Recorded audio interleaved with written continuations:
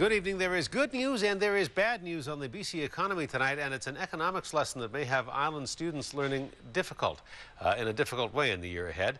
Finance Minister Colin Hansen says the provincial economy will grow by almost 3% next year, but the government is still going to have to keep a lid on spending because of thin revenue.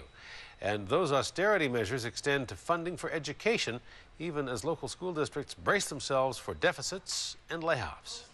Your description of... After 4 years of relative labor peace, BC teachers are arming themselves for a looming battle over book learning and budgets. The teachers are doing an excellent job as best they can, but they are struggling to meet the needs of those children. And the struggle's set to get worse, facing a $19 million budget shortfall. Today, the Vancouver School Board sent letters to teachers with fewer than 5 years seniority, telling them their jobs could be in jeopardy. Could the same thing happen here on Vancouver Island?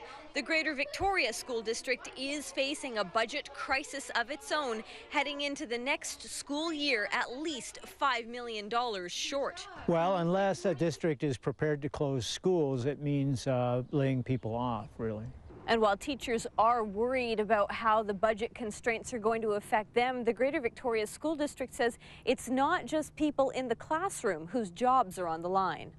Administrative staff, teachers' assistants, janitors, librarians could all be on the bubble. In order to mitigate this, in order to prevent this, what do you need?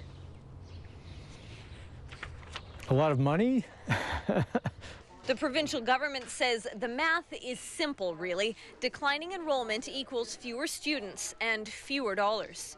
So it's not surprising that if we have 50,000 fewer students, we would have fewer classrooms and fewer staff. Both sides say they want to cooperate and share solutions. We invite the minister and anybody else to come into the schools and have a look at the challenges that our teachers are facing. I welcome to have a conversation with teachers across the board about anything, that we want to continue to communicate. But with the Campbell government heading into another year of budget deficits, the opposition New Democrats give the province a failing grade. I think it's a broken promise.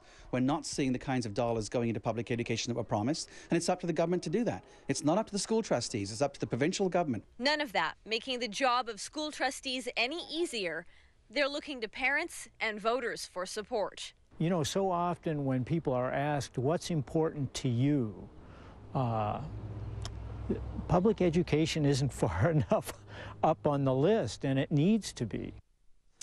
News reporter Shachi Curl joins us with more. Shachi, when will we have a better idea of the actual deficit the Greater Victoria District is facing?